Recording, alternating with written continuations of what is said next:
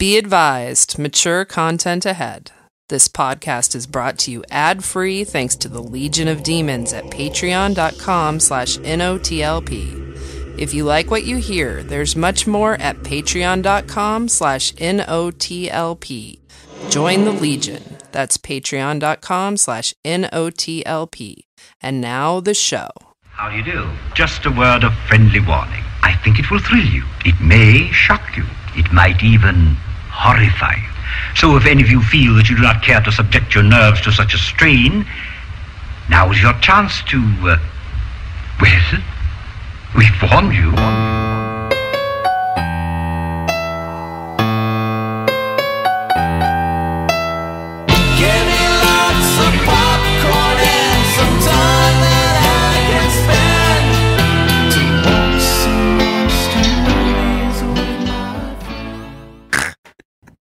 Hey everybody, have you heard? It's April showers. Cover your turds unless you want them to melt in the driving rain. Cleaning up diarrhea is quite the pain. I'm Freddy, there's Amy. I said he was going to make it dumb and he did. But dumb in a good way. Yeah. Andy is here. It's like MacArthur Park. Yeah. Yeah, You know, like how the cake melted in the rain. it's exactly It's like like that. the turds are melting in the rain now. And Kelley is here That's why we have rain. to clean up the turds. I'll never find that recipe again. I'll tell you right now, Doo-doo, baby. if turds melt in the rain, then my backyard should be just a pile of diarrhea. Yeah, it is, though. Because there's lots of dog turds out there and it's been raining. Do you think In case people know anybody was MacArthur wondering. Park? Was Yeah, oh, yeah. Was that reference over their head? It should. I mean, McCarthy Park. People remember. Yeah. Mikey's off doing yoga. He'll be back soon. If you were wondering why Freddie You're didn't say wondering. his name. That's why. His chair is empty and his crutch is there. We're so sad. We still set a place for him. Yeah. Later in the show, I'll be reviewing Big Legend. And we will all talk about Dave's pick for April Showers, The Ring. Mm-hmm. So that's going to be fun. Patrons, thank you so much, which is another Origins there. We just, We just recorded Recorded that. a little intro. I've already forgotten what the movies were. Grindhouse. It was Grindhouse, and the roulette was Mexican Mexican werewolf in werewolf Texas. in Texas, yeah. Texas. So from way back, 12 years ago. Mm-hmm. Enjoy it. If you want to join the Legion of Demons, please do. It's patreon.com/NOTLP. And we just had our first Discord viewing party, which was so much fun. Twas fun. We giggled and giggled. I can't wait to do it again. We shared pics of our pets. Mm-hmm. I like the alliteration there. Yeah. Andy fucked up the technical always. It wasn't his fault, though. It's his Google Pixel. Just get a goddamn iPhone. So what that is, we have a special server. It's on Discord. If you don't know what Discord is, it's just a place where you can chat. And it feels very much like old school internet chat. Where it's just a few, it's not a huge amount of people. I It's was nice. impressed by the turnout, considering we were up against the Avengers. This is true. We watched Paranormal Survivor Season 2, Episode 2, which was a whole lot of fun. I wonder if we put a dent in their box office. Yeah, I'm sure. A very small dent in the world's most successful box office ever. Well, they could have gotten even bigger, but we stopped them. We did. I suggested for our next one that we all get together and watch an episode of AFV. Mm-hmm. Which would be awesome. I would I love love it. it. Soup's The down. Bob Saget version or the Alfonso Ribeiro's? Well, if I can find a full ep on YouTube of the Bob Saget version, that's what I would want to do, complete with 90s, 80s commercials. That would be fantastic. Are those not just streaming anyway? Well, Hulu has AFV with Alfonso. But nobody has Bob Saget? You No. can find them, I can't think you? it'd be more fun to do Oh. a 90s Yeah. AFV because of the hairstyles and fashions. Yeah. I think they're funnier now, though. Oh. I think they really refined the formula. Well, whatever. These are truly the funniest videos. They finally cracked the code. They cracked the code. Of the funniest video. Yeah. I think, by the way, the people who participated in this, we have some funny friends. And That's all I smart gotta people. say. And they're smart as hell. And Yeah, I am just so funny. honored that they take time out Yeah. of their day to spend it with us. You Yeah. guys are amazing, and thank you so much for supporting the show that we love doing so much. You sweeties. We need more Amazing. ladies, though. It's kind of a sausage fest. There were Yeah. 3 ladies in there. I would be interesting to see like the entire membership in there. That might be too many people, That's but too many. it could be fun.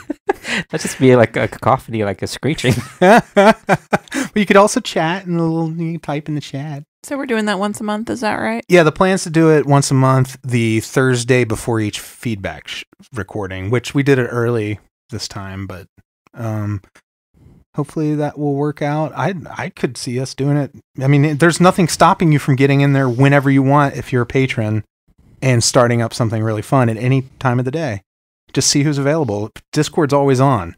Yeah, man, get in there. Say stuff to each other. Open them guts. Like, what movies you like?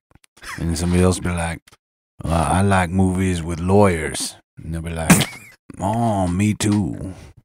Hashtag me too. You seen the Pelicans briefs? And Justice for All. Both my favorite movie and album and song and phrase from a chant. Oh, I started one for books called the Book Corner. It's just a text chat channel, No. and I posted something Appropriate. in there. But I don't know if I did it right, if you guys can even see it, Grandpa. or if it's just that people don't give a shit. Load of grandpas. Ain't nobody read. Hey. I'm in there right now looking, and Ghostface Billa is like our go-to Discord guy. He tried to get. He offered a lot of technical advice, and he was on it. So good for you, Bill. Yeah, and he also recommended, I just looked in Discord, he's recommended Beast on Shudder. Says it's slow burn and psychological. Also, he likes Is that The Sleeping Void. Beauty movie? I think it's kind of a play on that. Yeah, I saw a trailer for that the other day. I've heard it's good. I mean, from other people besides Bill, too. Yeah, no, it looked all right. Yeah. Speaking of reading, I was reading Twitter the other day. And I want to share this because I think it's literally the most ridiculous thing I've ever read on Twitter. That's saying a lot I because know. Twitter's like a black hole of dummies. Yeah. Literally. Wait for it. I believe you. So I know you don't use that word lately. Our friend Gray Drake, who is Ms. Movie Phone, Oh, no. This can't be good. she tweets. It's a little bit of a thread, and I'll just paraphrase. Basically, that she had such an amazing experience seeing Endgame. Before we get into it, can I? That is ridiculous. Is it mansplaining? We'll Okay. see. I'm just. It's Twitter, So- so I assume it's going to be. She said Along she those saw it lines. with a great theater full of people. Everyone was on the same team. We were all fixated on the captivating story, slapping each other's backs. The man next to me offered me tissues before I was even crying, she said. She says it was just it was amazing, inspired, and just an amazing triumph of film, right? That's all she says. And she's like, oh, fuck, I'm crying again. And what a rare event this was, this movie and this experience. And then this man tweets, you know what would be really cool? Not giving takes on a movie that was just released. She didn't spoil anything. She said she liked the fucking movie. So then this guy's like, what the heck? She didn't spoil anything. It was just her experience. And he says, well, now I have the expectation that the movie is going to move me emotionally and that they didn't fuck it up. How you feel about something is just as much a spoiler as saying who dies. No. No, it isn't. Oh, honey. No. Oh. No. Somebody else is like, No. didn't you expect that it would be pretty good? And the guy's like, I prefer to find out for myself rather than be told what my experience will be. Did anybody just go and be like, why are you being a bitch? And then he's like, I should get on Twitter and do that. What I you enjoy should. was I never would have posted a reply if somebody would have warned me I'd get such an emotional, caustic, and violent reaction. And I'm like, good. Yeah, well, you should have known fucking better than to fucking This guy's very. pop off. I never would have said something incredibly stupid if I've known people were going to notice. He's very easily swayed, huh? Yeah. That is the dumbest Somebody should tell him- response. Does he think gullible is not in the dictionary either? Someone's enjoyment or lack of enjoyment in a film, and that's all they say, is not a spoiler. I'm going to help you feel better about this. I want this man to have violent diarrhea. This is a person who is just a sad, lonely bitch. Yeah. who gets pissed off about every single thing that anyone says about anything, anywhere, and always has something to fucking say about it. I hope that for days people just are like tweeting at him, "Are you still stupid today?" And just makes him feel horrible because that was dumb what you did, sir. It's upsetting. It's just I can't deal with these people who like just whatever happens, they're just pissed off about it. Yeah. Also, he chose to follow Gray. Yeah. And he doesn't want to hear what you have to say. She constantly tweets about the movies she's seen and says, "I enjoyed that." So get out of there, bro. Did you look at any of his other tweets? Is he like a notorious dummy? Oh, I don't care. Should he be on 4chan or something? I have no time or patience. I have time. I have no patience. You're like, I have time, but I'm not going to spend it on you. Is he like, how dare you call me dumb? I didn't know I was dumb until you told me. Exactly. I thought I was smart, and then somebody else said I was dumb. Wow, people are... I wouldn't have posted it if I'd known people were going to disagree and not back me up on this. Go fuck yourself. Someone, please... I don't want to go on Twitter, but someone go on Twitter and say, at KelleyNOTLP thinks you're a fucking waste of atoms and molecules, and just climb under the floorboards and go to sleep. What do you think? Like going out to dinner with him is like, whoa, these fries are good. Oh, I haven't had one yet. Just I want to try that out for myself. Somebody should just spam him with pictures of Comic Book Guy over and over and over and over and over. Do you think he's like world's greatest grandpa? Sure. I wanted my check 20 minutes ago. Worst spoilers ever. Does he not like weathermen either or something? I want to find out how the weather is myself. Does he ever watch trailers? Like, do you go to the movies and watch the trailers before the movie? And then you're mad that they showed you that? Does he ignore warning labels too? Look, he drinks poison every day.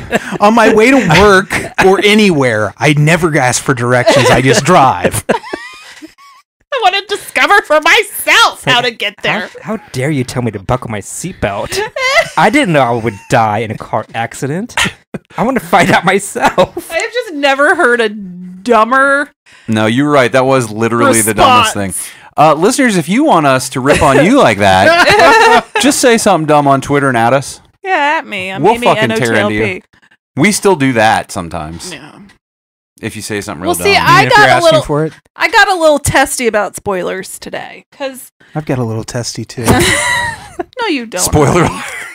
Spoiler alert. They're perfectly average size. One of them's real small. The third one's way smaller. I wanted to find out that you had small testes on my own. Oh, I'm sorry. I should have said spoiler alert. You spoiled your balls.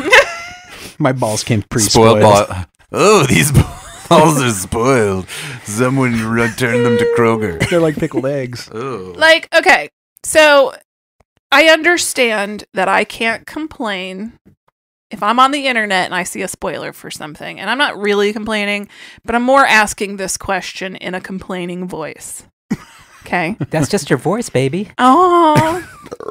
Like. Oh, God, I'm sorry about that. Kelley, what are you pointing at? Real sorry about that one, too. The Amity Island beach close sign. Yeah. Had you never noticed that? I don't think so. It was a gift from my mommy's boyfriend. That's very exciting to me. Nice? I love it. Okay, so Endgame came out on Thursday. I'm on Twitter every day, and I have seen. Well. I know. Well, there's your problem. Fancy. I know. I have seen no spoilers. Mm-hmm. Everything's they're like there are spoilers contained for Endgame, and we have a thing we want to talk about. Click here. I've seen no spoiler for Endgame. Mm-hmm. But literally from the first minute Game of Thrones was on last night through today, it is a nonstop flood of fucking spoilers. And what I don't understand is that's not normal for Game of Thrones 1, because I always watch it the next day. I don't like to stay up late on a Sunday. Mm-hmm. And so I've never had this problem before. And then all of a sudden, I mean, literally people who I trust and believe in. Better trust and believe them. Did not shut the fuck up. Everywhere. There are spoilers. Like Superman?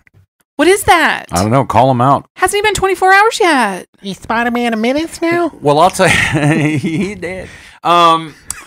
Spider-Man's the Night King. I know. What? Yeah. Spoiler. What a crossover. And I understand that I am complaining about something that is, I guess, my fault. No. Don't victim blame yourself. What I was gonna say was, I'm just annoyed. there does seem to be like the spoiler friendly. Like, I feel like anytime this happens, there's like an event thing, and then everyone loses their goddamn shit about spoilers, rightfully so. Mm-hmm. And then there's a whole group of other people that come back and they're like, the experience is still a good. Why do you have to? And they get very mad, and I feel like they don't have a right to be mad. So I guess I am calling people. Like, I've tried not to call people out anymore on Facebook, just in a general way. But I'm going to do it to you listeners. If you're on the side, calling you out, guys. If you're on the side of spoilers shouldn't matter and the experience is the same, and hey, all spoilers matter. You're on the wrong side of that argument, and I need you to take 4 steps back towards it so you're on the right side. I also think the experience is different for everyone. Some people think spoilers enhance their experience because they're like, oh, now I know what to look for. Yeah. But those people aren't me. No. And if here's the thing, if you want spoilers, you can go out and find them and click on things that say spoiler. It's the unwanted and unwelcome spoiler. It's non-consensual spoilage. Yeah. That I just thought we'd all give each other fucking 24 hours. Like, my mom was over last night, and she only 24 hours. And like I said, this has never been my issue before. Mm-hmm. Yeah. I've never experienced an immediate flood of spoilers on my Twitter feed. Now, was the spoiler obvious? Like, so-and-so did this. Yeah. Oh, wow. That's pretty obvious. Oh, people were posting screenshots and everything and stuff that spoiled moments from the show. And like, I didn't know we had all agreed we were going to watch it live every Sunday night. Did you yell at anybody? It is 2019. Nobody does that. You're a fucking nerd if you do that. Did you yell at anybody? What are you talking Did you watch it live? Oh, go to Game of Thrones? Yeah. I didn't watch. I was like maybe half-hour delay, but I watched it. Did you yell at anybody? No, I just posted on Twitter that I just didn't understand why I've seen no Endgame spoilers, but Game of Thrones was immediately spoiled. Like, you just did that?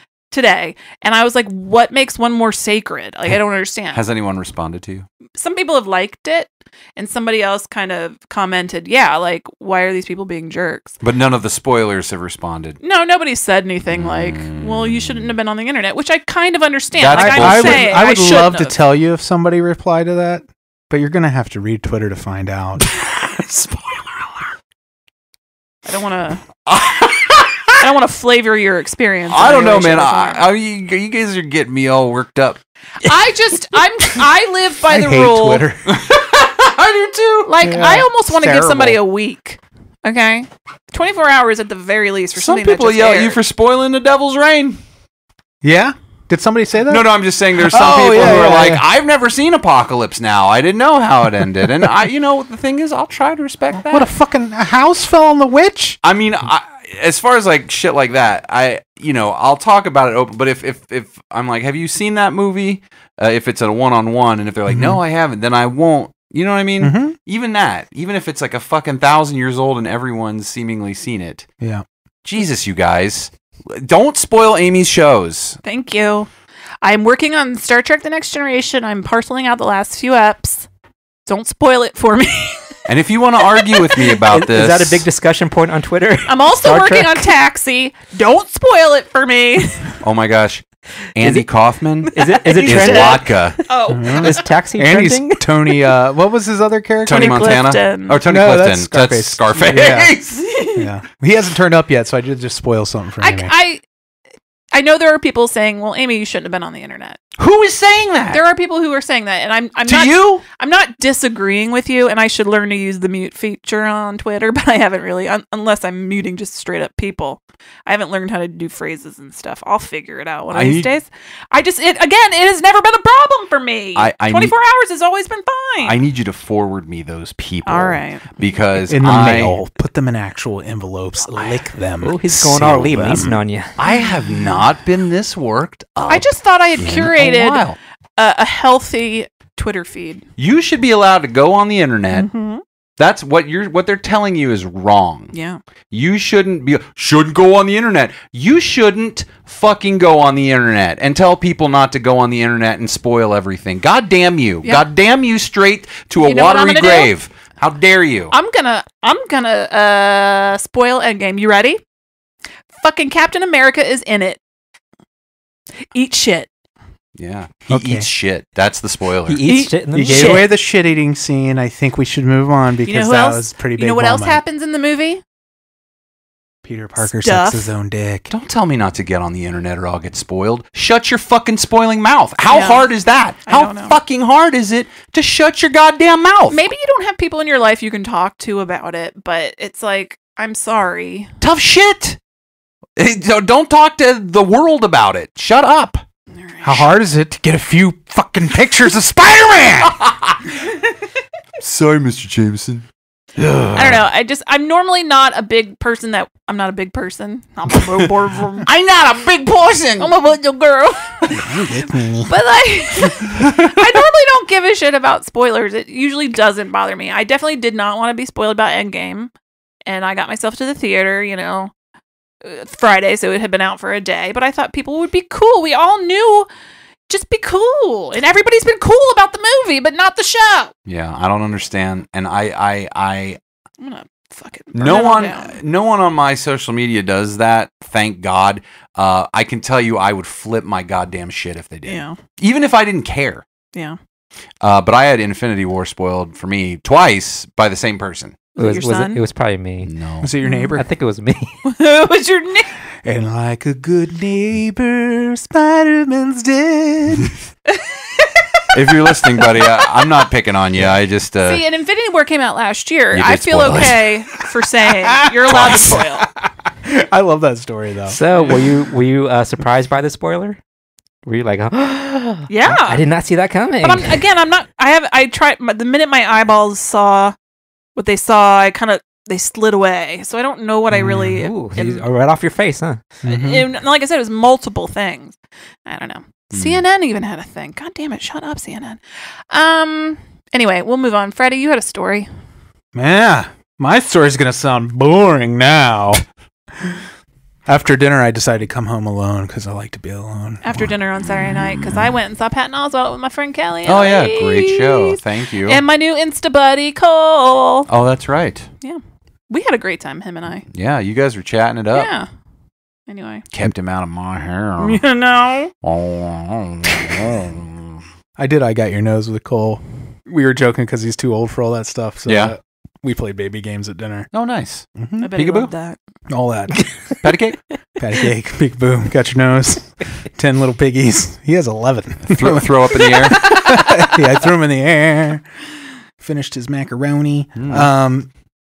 I called a Lyft because I was coming home. And my picture of my Lyft driver comes up. You can look and make sure you got the right guy. And he's got teardrop tattoos on one side and a big anchor on the other. Under his eye. Under his eyes. What does an anchor mean? An anchor, like a boat anchor. I know, but symbolically, what's it mean? Oh, I'll get to that. It means he was thrown off a boat at one point and survived. I said he had to kill a sailor in a nautical-themed gang initiation was my original impression of what was going on. So I kissed Amy goodbye, possibly for the last time. Kiss Kelley goodbye. Kiss Kelley goodbye, possibly for the last time. And yeah, in the car, we start coming home. We start coming up the hill of this real long road that we live off of. And about halfway home, maybe about a good 4 or 5 miles from the house. And he pulls into this. This is a real bad. This is like the worst neighborhood around here. Like he pulls into this parking lot of this little daycare center over there. Oh, yeah. The Under the Sea? No, it's a different one. I'll tell you after the show. Oh, wow, yeah. And it must be hidden. It's bad. It's real hidden. He pulls off in the lot, and his body language, it's getting dark, and it's been raining and everything. His whole body language kind of deflates in the front seat. And I'm like, oh, he is going to kill me. You're like, there, he's just made the decision. Yeah. I can see it. The slump of his shoulders means, I have to do this. I have to do this again. Were you looking for the door handle and the lock? See if it's actually there. Yeah. I mean, all that seemed to be in place, and he's like, my car just died. And I'm like, oh. Just like you. Now you die. It's never happened to me before. I'm like, oh, now I feel bad, for the guy. So there's no option in Lyft like, hey, I'm stranded because your driver's car died and it's raining and he looks dangerous. Yeah. But so it turns out if you're a passenger, you can let someone else use your AAA towing. So we got him towed, but they're like, it's going to be 90 minutes because of the weather. It's real bad. We have a lot of calls. Did you have to wait around? No, luckily my sister picked me up.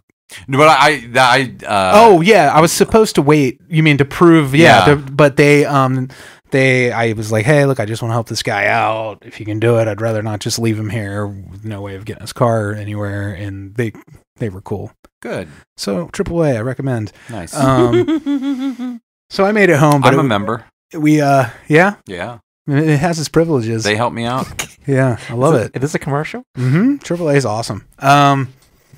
So, where was You gave I? him our leftovers. Oh, I gave him some. I felt bad because he couldn't work. Freddie made him a care package. He couldn't work the rest of the night because his car broke down. You want him a teddy bear? So he was out money. Yeah.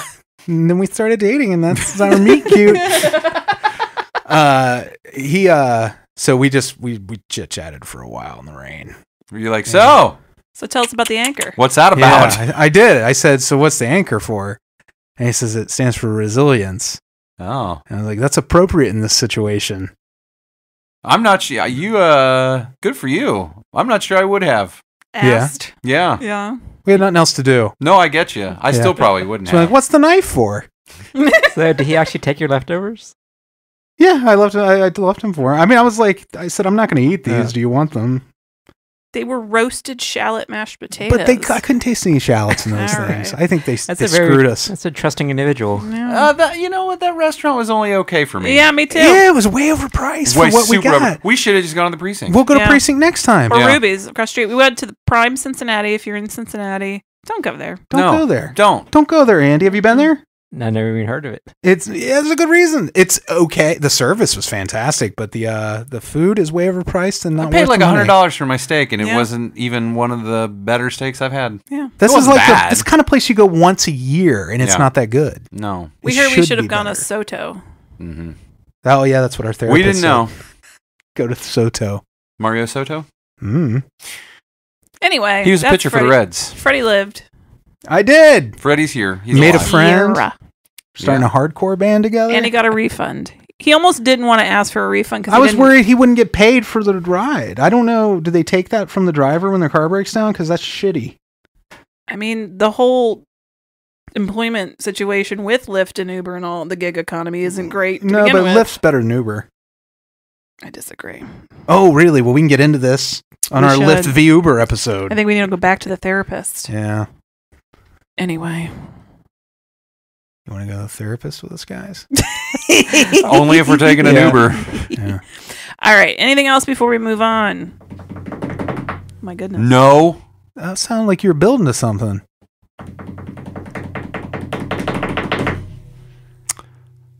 Spider-Man is the Night King. All right. I'm not. I just wanted to tease you guys. Okay. We'll be right back. Hello, boys and girls. It's time for Straight-to-Video Russian Roulette.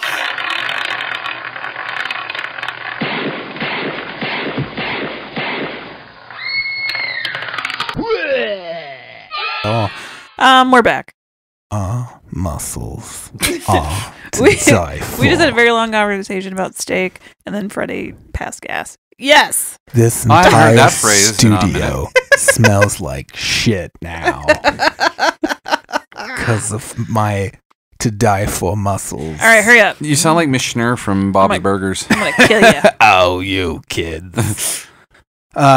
Big legend. Big legend. This is or I could call it dull predator. Oh no. They say off the grid a lot in the beginning of this. Like the first 10 minutes of the movie are a couple flirting in the woods. Mm-hmm. Then you get a little backstory that maybe this guy used to be some sort of special ops person, and she didn't know if he was going to come home alive or not. She was tired of waiting to see if he'd come back alive, so he proposes to her. And then Bigfoot comes in the clearing and jerks off on him. You're close. He takes her away from him. Like he wins her over, right? He wins her over. Bigfoot steals his girl through charm, and it was a bet between me and the other Bigfoots, but then I really fell in love. Ooh, it does smell in here. Yeah, it's my ass. 15 minutes in, Bigfoot kidnaps her, and you get the Big Legend title card. Yep. It's a rom-com. like they always do. All those women that you hear about Bigfoot's running off with. Yeah. Did he like throw her over his shoulder? Again? Oh, you don't really see. It's real dark. And she's like kicking. Like, Are you sure it wasn't Captain Caveman? It might have been Captain Caveman. Seems like something he would do. She says, That scamp. there's a knocking sound, and the guy's like, tents don't have doors. You can't knock in the woods. And she's like, you know what? I knew that. Yeah. Oh, let's Maybe go back it's to something sleep. else. it's like when you say it back to me, it's funny. You're Oh, right. yeah. I am a dummy. Bing bong. Is that Bigfoot? I think Bigfoot just rang our doorbell. Bigfoot never rings. He just walks. Tents don't have doorbells. But snakes don't eat people. 12 months later. That's your next title card. Oh. Our hero is trying to convince his therapist, played by Amanda Wyss from A Nightmare on Elm Street. Oh. That his fiance married a Bigfoot? He's like, okay. You remember, have you ever seen Fright Night 2, where in the beginning, the character from the first one, his therapy, he finally convinces his therapist, yeah, vampires aren't real. I just hallucinated this stuff. It's kind of the conversation this guy's having. I actually have never seen Fright Night 2. It's really I have good. either. Same cast? Yeah, Oh, it's very good. nice. It's one of the better sequels. As far I'll as, have to check it out. yeah. Not the new. I haven't seen the new Fright Night 2. I know. He just spoiled it for He me. spoiled it. Yeah. And I it was told you good. pretty good. But this is the one from the 80s. Right, so, right. Yeah. Okay. So, anyways, this scene's kind of William reminiscent of Ragsdale. that. Yeah. Yeah, and Roddy McDowell. So he's like, it was just a bear attack. And she's like, okay, I guess I'll let you out then. Then you meet his mom, played by Adrienne Barbeau. Oh, Adrienne Barbeau! Shit! Who's a great actor. They give these people, the dialogue is just, this writer should be writing prose and not film. It doesn't work in a Oh, film. too wordy. Way wordy, like a lot of attempts to make characters sound either wise or clever or funny or whatever, and it doesn't come off. And this whole scene with our... Well, you have to be those things to make people sound like those things. Right, yeah. Well, you could be. You don't know. No, We don't know him. I guess. Adrienne Barbeau convinces her son, you're not just going to give up, are you? You got to go back out into the woods and find her. A year later. Yeah. Did anybody call the police? I don't know. He just went home. Like, guess my wife's gone. This is the thing. This is what bothers me sometimes about movies. When when people are like, Kelley just likes things spelled out for him. When I say like, I need things to sort of be real, you call police, and then the police would do this big search. You know, they may have mentioned that in some of the way overdone dialogue. They might have said the police never found anything. It'd probably be on the local news. Like, we need your help searching. There would be 4 different podcasts about the, including one where some weird cryptozoology person theorized that Bigfoot maybe came and took her away. So that's just, you got to go back and find her a year later. Susan Plimpton, and you're listening to Gone in the Northwest. I'm Phoebe, whatever that lady's last name is. I'm Phoebe Cates. Not that one. I'm going to step out of your swimming pool and show you my boobs. And then we're going to talk about Bigfoot. And then we're going to talk about Bigfoot Well, remember and what Blue Apron. Freddie said about whatever movie we were talking about. Oh, The Curse of La Llorona. Yeah. It's make believe, but you got to make me believe. Yeah. It's true. You got to make me believe. And this movie also doesn't make me believe. Although, I mean, like, it plays it so super safe. It doesn't have... Okay, deep breath. Okay, about 36 minutes in, so you're about to get into like the second act territory. A new character turns up out in the woods because, of course, he went into the woods to find his missing wife. He's like, I guess I should go find her, Mom. I guess I'll go Good look. idea. He's like, the boy I know wouldn't give up on his eaten fiance. A new character turns up who's this hunter who I guess is supposed to be this salt of the earth, fun, wisecracking character who is helping him find his wife. I don't know. It doesn't play very well. The dialogue in these particular sequences is really, really clunky. Yeah. These two talking to each other. It's like, it's no Hooper and Quint. No Hoopa and Quint. I was half-ass hoping this would be good because, I like Bigfoot. But I'd be interested to hear your take on I that. also Do you like being bored? didn't think it was going to be. Yeah. Now, I thought you knew me. You think you know me? Wasn't that Triple H's theme in the WWE? Was he like, you think you know me? it was. Or was You're it So Jericho? Vain. Somebody. That sounds like a Real Housewife intro or something. I'm here to find Bigfoot and sell wine. Rose. Okay, about 49 minutes in, they find the charnel pit of Bigfoot where all the bones are of all the people he's eaten. Well, have we seen Bigfoot yet? Does Bigfoot eat Kinda. people? Kelly, does Bigfoot eat people? I don't know. No, Bigfoot definitely doesn't not. eat people. No, I don't think that's part of the legend. Mm-mm. He seems like a vegetarian, right? Well, I don't know about that, but he doesn't eat people. It doesn't eat people. This one They don't eat may people. eat people. I don't know. They might kill people. I don't know, but Maybe they he killed don't. people. Maybe they don't eat maybe people. didn't. I don't know. What you think. I don't know. I don't even know if they're real, but they definitely probably don't eat people. All right, so a little over an hour into this movie, there's a confrontation with Bigfoot. He got. I went out on my lawn and that Bigfoot was out there.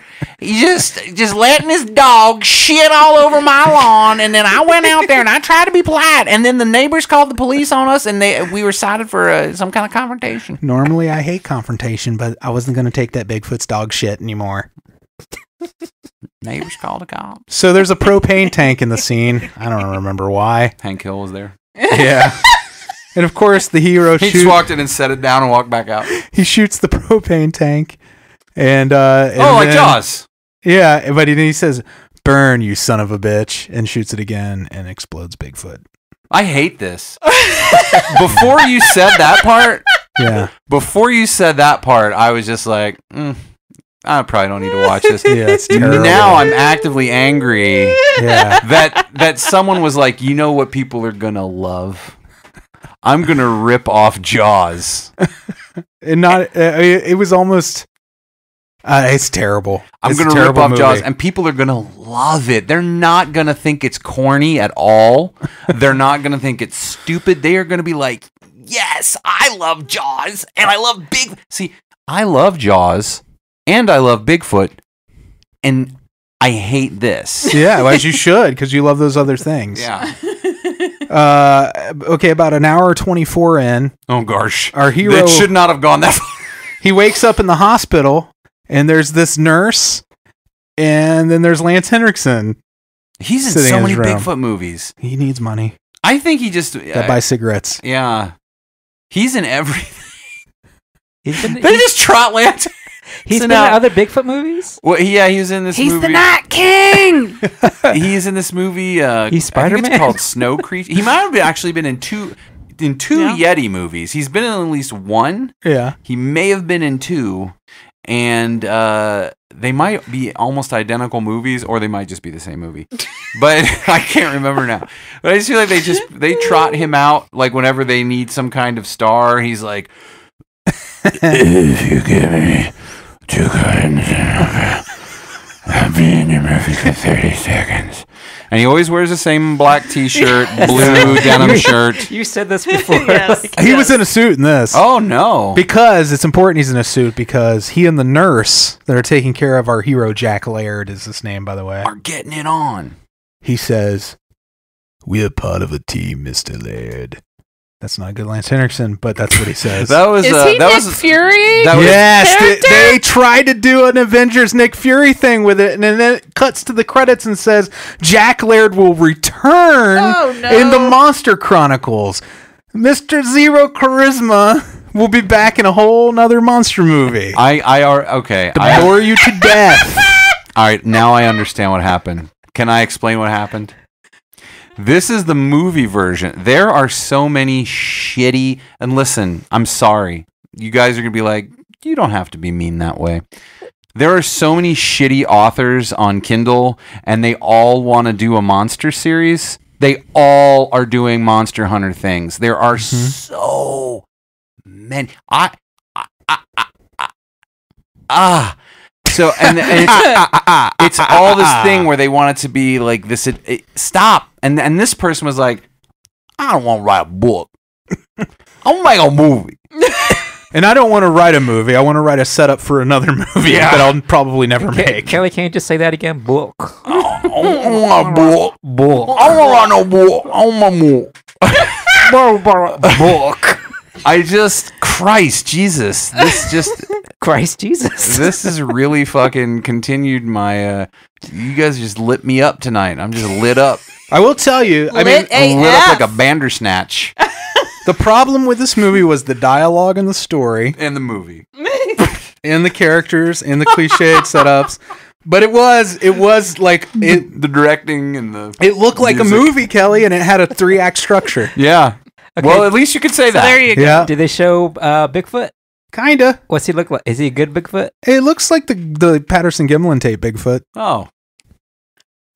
The scariest of Bigfoots to put in your horror movie. Yeah. Patty from the Patterson-Gimlin film, shuffling along at a reasonable rate, looking over her shoulder casually. That is the Bigfoot I'm terrified of. Did I tell you that Horror Hound Weekend, the indie show, they're expanding? Not only is there going to be Mask I know Fest, all about it. You know about the whole I'm all cryptid about shit? It's fake gonna or be fiction. It's going to be awesome. Or fiction or fact or fiction. Yeah. I'm super duper in. Oh, Me cool. too. Yeah, it's going to be really Gonna fun. have its own room. Mm-hmm. So listeners, if you cool. want to see me buy a bunch of stuff, Yeah. but I actually probably won't buy that much stuff in You there. want to watch him walk around with a big old boner. Did you get your hotel yet?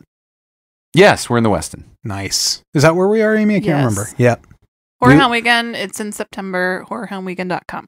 I've let everyone know where we're going to be. Yes. And when we're going to be So there. come murder So, us. yeah.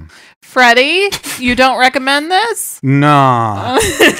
Nah, bro. Nuh-uh. All right. Well, I have in my cold dead hand a movie gun with a movie bullet. Here you go. I'm up first. Mm-hmm. Let's see if I'm movie dead.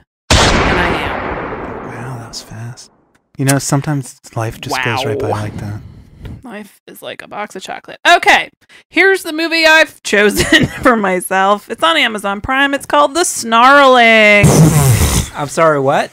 The Snarling. One more time. Snarling? Oh, boy. That's my favorite 80s cartoon. Kill your snarlings. Get ready for this run-on sentence. In a rural village, the cast and crew of a horror film find themselves accused of a rash savage murders when the cursed movie they are making is connected by police to several gruesome slayings, seemingly committed by some sort of monster. While the locals interfere in the production for their own gain and detectives try to pin the deaths on the filmmakers, the body count grows. Can I ask another question? I mean, you sure can. Why do all these like super low budget, like dinky donkey fucking movie? Why is it always about a horror movie being made and then a horror movie happening for real? Do you want me to tell you why? I absolutely know why. do. Yes. It's in case a boom accidentally falls into the shot. Is that true? I don't know. Oh, Stands to reason though, doesn't it? It sounds true. yeah, it does. They're like, Yeah. we can work it into the story. It'll be like making a behind the scenes of a film without having to do the work of making a film. I don't know why I said it in that voice. I'll bring you a review. It's Judd Hirsch. I've been watching Superior Donuts. And Is Judd Taxi. Hirsch there? Yeah, he's the star of it. God, he's 1,000 years old. He is 1,000 years old. The Snarling review. Excuse me, I had to burp. I did twice earlier right into the microphone. Coming up in a couple weeks. Okay, are we ready to move on? Yeah. Oh. Yeah.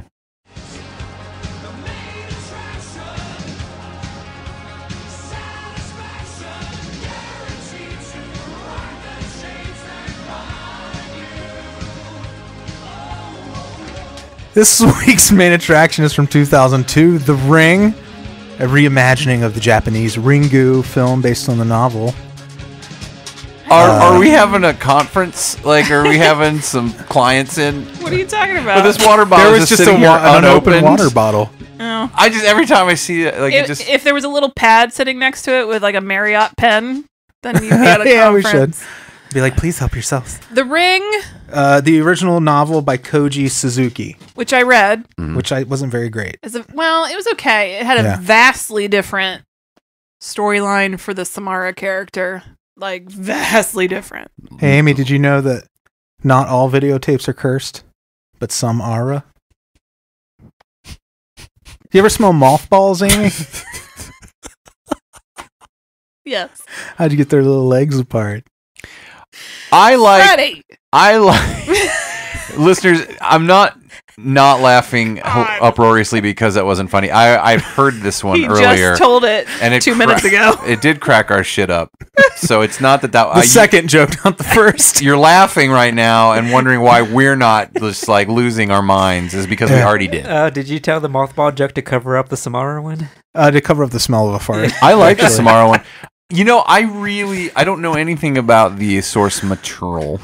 But go ahead. Spoilers as usual. Of course. In case you're a new listener, we spoil every main feature in every roulette movie we hate. Yeah, and so if you have not seen The Ring, and you're like, I'm gonna go see The Ring, pause this. Yes.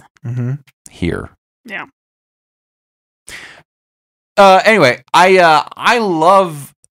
What I like about The Ring is kind of having to piece together, like, you're not really given exactly, like, you're not given, like, a list of things that created her, but you're given, like, this idea about some kind of, like, possible magic to get pregnant and very, very grandma, you know, very much like Stephen King's grandma. I wouldn't be surprised if one of the people who worked on it kind of brought that from that. I thought she was adopted.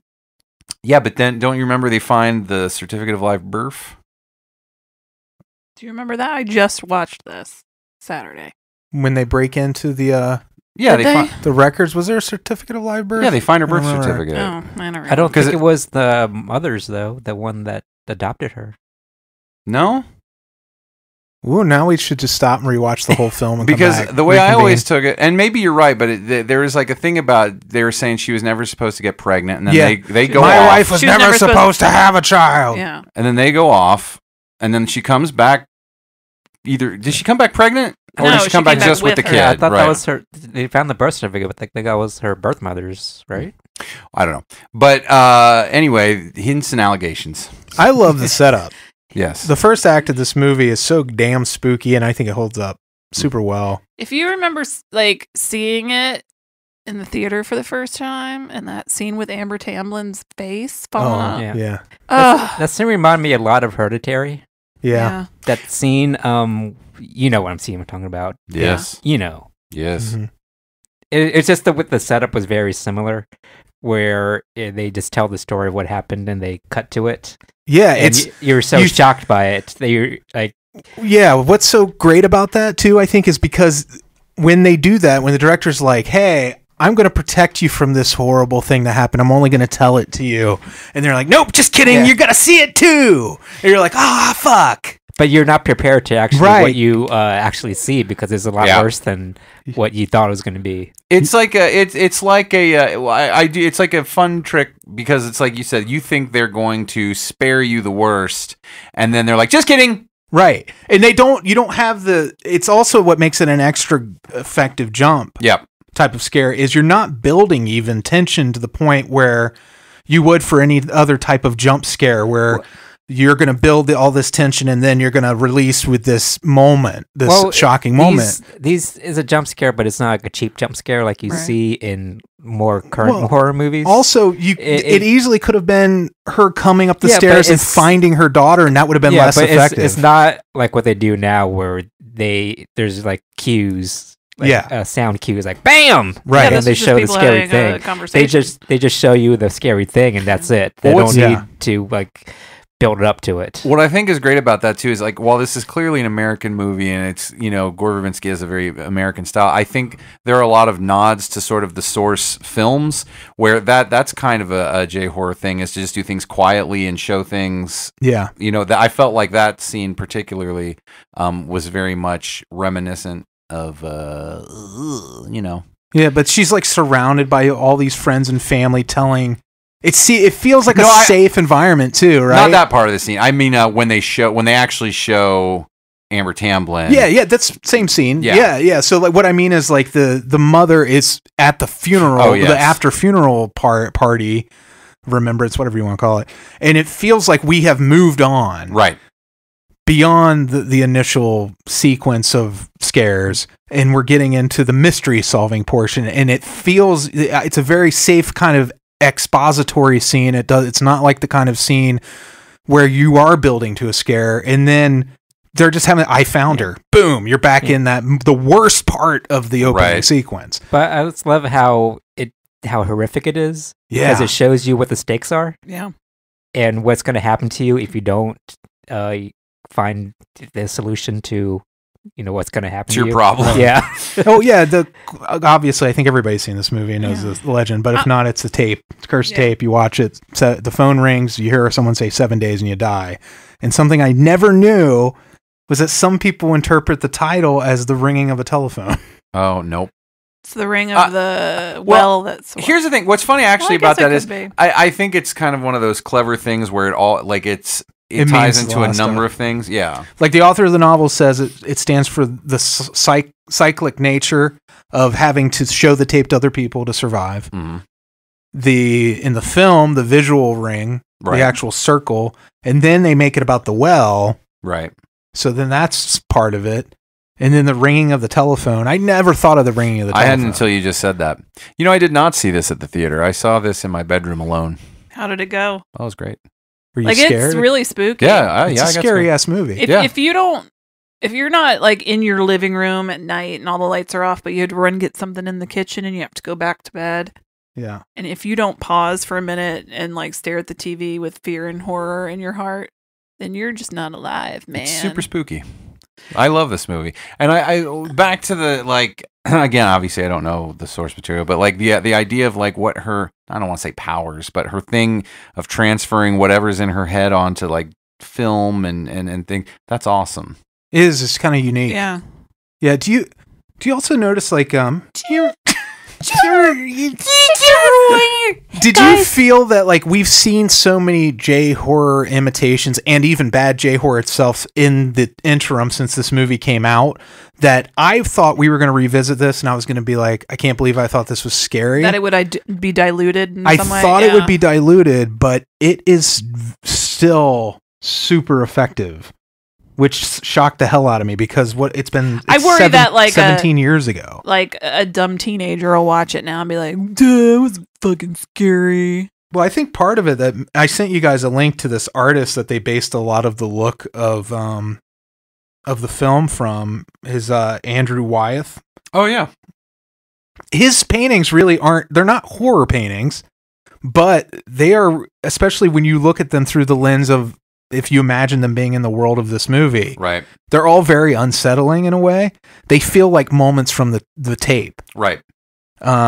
So now I'm an Andrew Wyeth fan because of that, because his paintings are super eerie. One thing you better go call him. Yeah, and they seem so innocent. One thing I picked up on this time around, I don't know that I ever really noticed as much, is that Naomi Watts, her character is the noticer. She has a superpower. She'll just be looking around and just be boom, and notice something, and it's very important clue. Well, she's a reporter, investigative journalist. She's very detail oriented. Yeah, and Brian Cox is an electrician. Because that scene with the and her boyfriend is like a fake Breckin Meyer. Yeah, and he's a dick. A little bit. Just kidding, he's not. He seemed fine. He's fine. We talked about it last I always thought of him as a fake Breckin Meyer. The poor man's Breckin Meyer. He's a very handsome dude, though.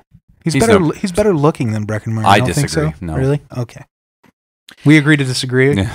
Naomi Watts is gorgeous, though, right? She's a very pretty lady. I love her dimples, and I love her body. Okay. Mm-hmm. So the Did you ever see 21 Grams? Nah. You can see her boobies. He saw 19. She's got big nipples. So big nipples. They're like pencil erasers. The thrust of the film is that Naomi Watts is investigating her niece's death, which leads her to seeing the tape, which leads her to believing in the legend and trying to stop it so she doesn't die. And then her kid ended up watching the tape and he's gonna die, and then her ex-boyfriend, fake Breckin Meyer, is gonna die, and she's trying to stop it, right? And she is very good at her job and uncovers all this all the evidence and kind of realizes what she needs to do is release Samara because she's this poor abused child. This leads me to my favorite line in the movie. Yeah. Mm-hmm. You weren't supposed to help her. Yeah. That was a great fake out moment. Yeah, so great. You think the movie's over? Love that. Because the cliche is always that she was an innocent victim of abuse. And not just her that, ghost free. You see all those ghost movies like Stir of Echoes, The Changeling. All of these classic ghost stories are you're being haunted because you need to help this ghost resolve some unresolved business. Right. And you think, oh, of course, that's how this is going to wrap up. It's the ghost, the unresolved. They resolve the business. The ghost is at peace. And you're like, oh, wait a minute. The movie's still going for a little bit here, isn't it? Yeah. And then, the scene is she's, waking up in the morning with her son. And he's like, hey, how'd it go? And she's like, we did it. We helped her. Let her out. And he's like, the fuck? No, he didn't say that. It's eerie. The way he sits up and he looks so... Yeah. He's like, you did intense. What? Yeah. Shit, but can I tell you one thing? It's not a real issue, and I'm not really complaining about this, but it's just like a noticing thing. I'm the noticer. It is a little like there's not really a good explanation for why Samara seems to communicate like things to him, but not anybody else. You know what I mean? Yeah, he's like how the hell does he know dreams. that? And also, why didn't he already tell anybody that? It's because the way kids are, they make creepy drawings. That's the other thing. They did kind of hint at, on the serious side of what I was going to say, is that she can put images. She's putting images on paper through him. Oh, the same way she's putting images on the on the film, on the videotape. Thank you. It's her power is how she's communicating those images. Well, you just explained it. She just used him as a medium. So now I have no complaints. But on the other side, you're a parent. Did your kids' teachers ever call you in about a creepy drawing? No, but I have had. I'm sure I've told this story multiple times on the show, and with respect to Colin, I'm going to tell it again. There was. For a little while, he had these imaginary friends. There was Brownie, and one day he told me that Brownie killed his family. I remember that. Brownie's stories kept getting more and more violent, and he seemed a little more real. And we actually did go to the pediatrician. We were like, listen, this is weird. And I know the rest of the family just thought it was like, They were just concerned about psychological issues, but as you know, Brownie lives in my mouth. I'm like, yeah, that too, but mostly I just want to make sure. Yeah, if this was a movie, there would be a microfiche montage right after this. Yeah, that's true. You'd be looking for answers. So not so much scary pictures, but we got some scary imaginary, and he would just tell you, he'd be like, Brownie murdered his family or killed his family. I was like, do you like Brownie? What now? You hang out with this Brownie? Well, he would talk about him, but that's the thing. I heard about Brownie all the time. And sometimes Brownie scared Colin. Did he go into detail about the murders? I don't remember, but it scared him. Does Colin remember this? Maybe. You should bring it up with him and see if he's like, oh yeah, Brownie's real. Oh, Brownie dead. Brownie dead. Oh, you really fudged Brownie there. Yeah. Hey, I told Amy that the teacher had to rush Naomi Watts out because she had other appointments about other creepy drawings. Other creepy drawings. This was not the first, right? That they use that trope in. I don't think the kids. Oh, they do it a million times. They do it in everything. Yeah. Anytime there's a kid, there's a creepy drawing where it's scribbled and it's like somebody standing there with blood all over them and just teeth. Yeah. I don't remember the sequels because I know used that trope in they stories. were bad. Yeah. Huh? Mm-hmm. No, I was doing the Donald Trump thing. Oh. I don't remember. I know the sequels are bad. Ring 2 was Sissy Spacek. We only watched Ring 2 and it was terrible. I've never seen any of the sequels and I have no interest. We were so excited about that and we were so let down. Yeah. And Rings is I haven't seen it. I don't think we haven't watched Rings. And you know what's interesting? There was a short film called Rings that came out, I think, in between The Ring and Ring 2 that's also set in the Rings universe. And it's supposed to be pretty good. I've never seen it. So essentially, Naomi Watts has let Samara free into our world. Kind of, yeah. Now she can truly come out of the videotape and out of the TV to kill Martin Henderson. That scene fucked me all the way up and down. Like, I just can't. Up until this, the horror was very subtle. It was more about atmosphere and like, slowly building it. There are nothing like truly horror scenes. And it just built up to this one scene where she crawls out the TV, and you're like, "Oh fuck, I wasn't ready for this." Yeah, I was not ready. Well, just even seeing her arms come up out of the well was such a chilling moment, and then to have her physically come out, and then you're like, you never see like, oh, she's walking towards the screen. You never think she's going to come through the TV. That's what's so great about that scene. And I'm sure somebody right now is like, it's so corny. But listen, you've never they didn't ever do that. You're like, what's gonna happen when she gets like close to? Is she gonna say something? Is she gonna make a face? Is she gonna do that thing where they like rickrolled you with the scary like, and then she fucking comes out. Well, here's the thing: you never see what she actually does to you. I guess you're just scared to death, right? Yeah, that's what I've always taken it as. But for her to make your face like that, like, what did she do? She grapefruits you. So is she? But she's real bad at it too. Not only is she grapefruiting you, but it's a child, Freddy. Truly out now. Yeah, she just roaming the streets. Guess. I mean, or she go back in the TV. I guess she goes back in the TV. I don't remember. I don't know. No, I don't think she. Well, maybe this is because they make the tape. She makes little creepy kid donkey monkey. They make the tape after my favorite Breckenmeyer dies, right? Yeah, she realizes the only thing that she did different than Breckenmeyer. Hope somebody plays this for Martin Henderson. It's Freckenmeyer. Fakenmeyer is that she made a tape. So she makes her kid make a tape, but you have to have somebody else watch it. Yeah. Well, they cut something out too. There was a whole subplot with Chris Cooper, great actor Chris Cooper. They had him in this, and the only reason they cut it, they thought it was too confusing, I think, or actually, I think people wanted more of it, but they're like, it takes away from the main storyline. He's a pedophile. Oh, and he was convicted, and I guess he's done his time, and he's gone to Naomi Watts' character. Saying, I want you to run a story about me. I've changed. But he really hasn't. He's still this like monster. They're gonna make him watch it. And at the end of the film, he was the bookend of the story where he's in the first act and you're like, okay, she's working. She refuses to. Does she give him the tape or something? At the end of the movie, she drops the tape off at his house. It's a virus. Mm-hmm. Yeah. Tape is a virus. Samara's It's a viral video. It's the virus. That's another thing I love about this movie is how nihilistic it is. Mm-hmm. Yeah. It's an oppressive movie. Like just the look of it, it's all just grays and for the sure. rain, blues. the constant rain. And the fact that, you have to kill somebody else for you to live. Yeah. And also, remember Polly Perrette was in this. Did you notice that she was the?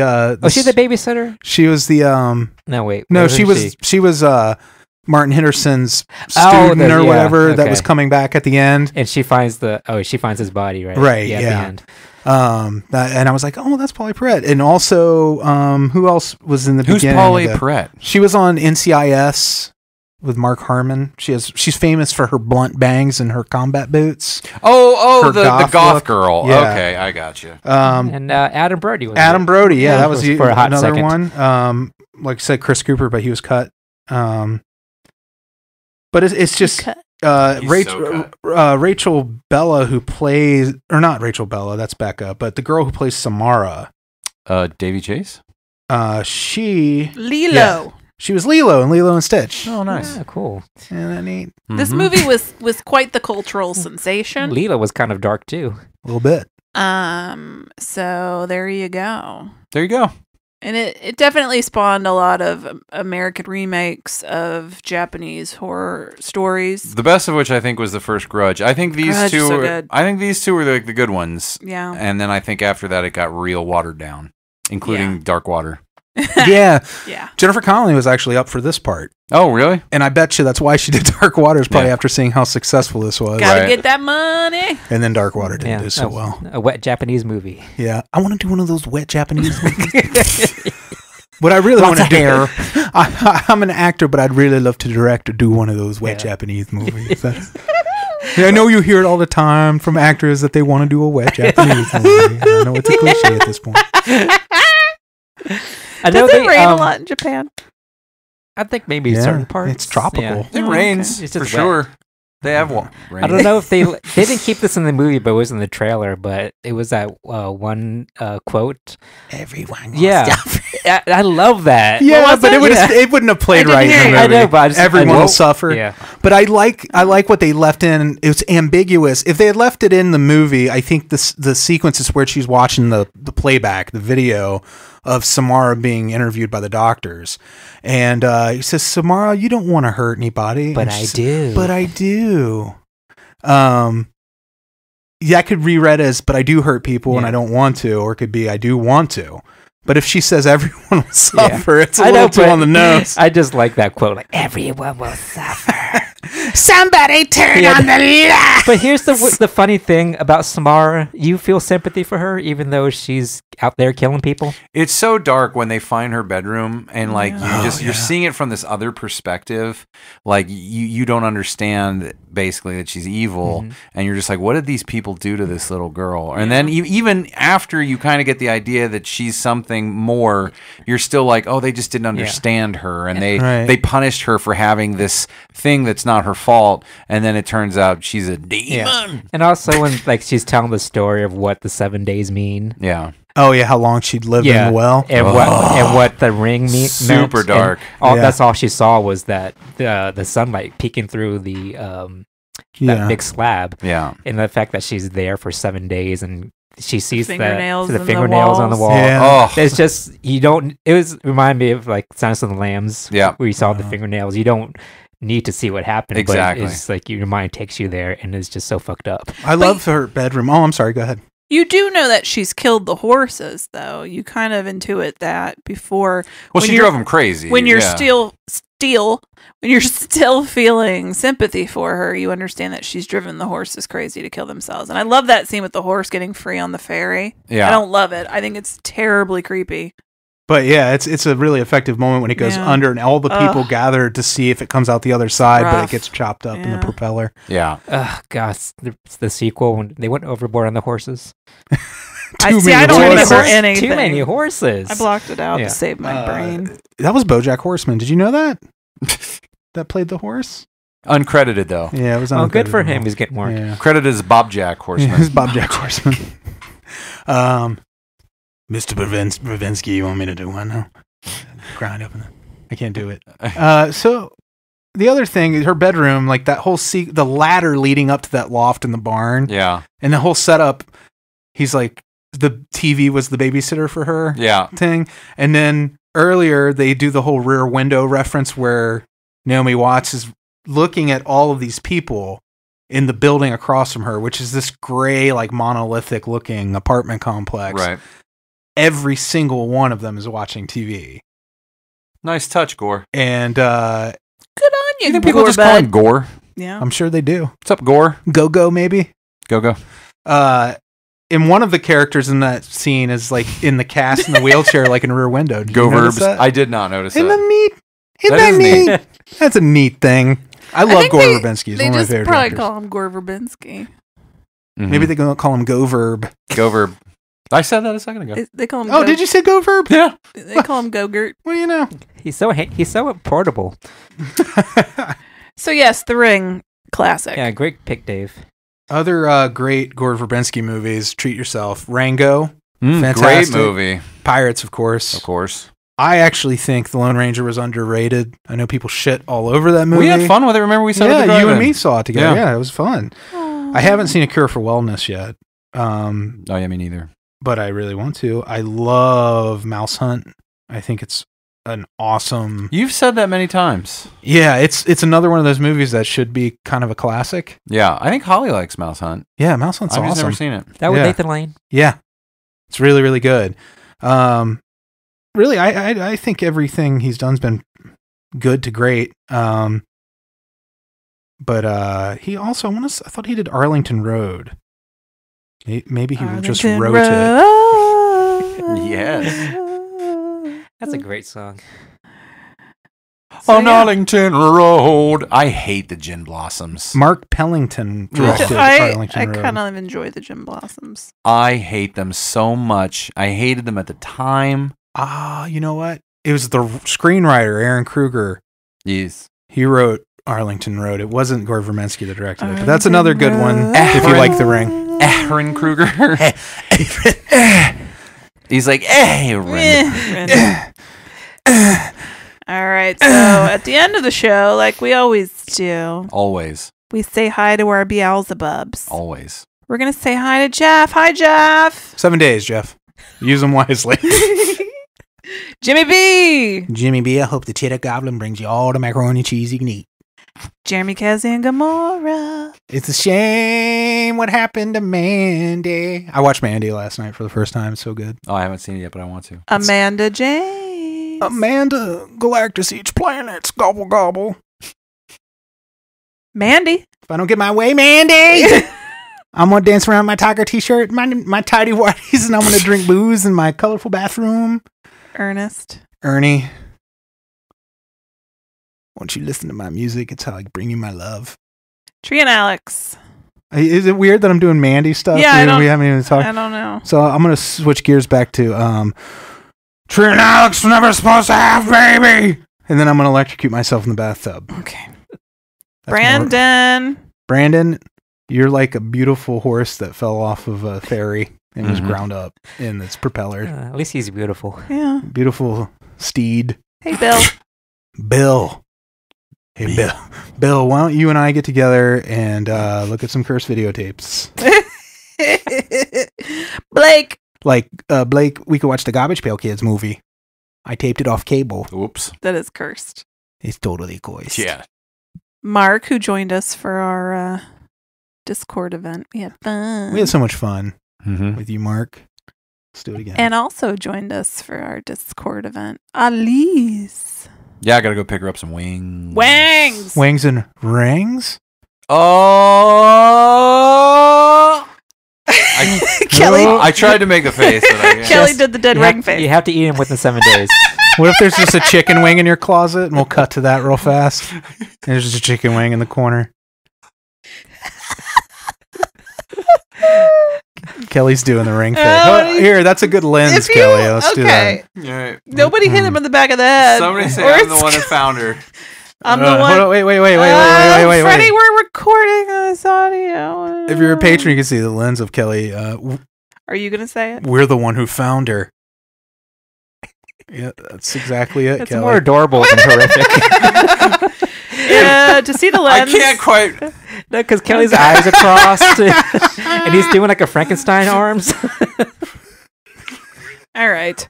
How do people see the lens, Freddy? If you're a patron, you'll see it. It's kind of like Snapchat. If you're down in the well, you'll see it. If you want to see our ding dong, you can go on your Patreon because sometimes we'll put temporary ding dong pickup. Millie's trying to eat your shirt.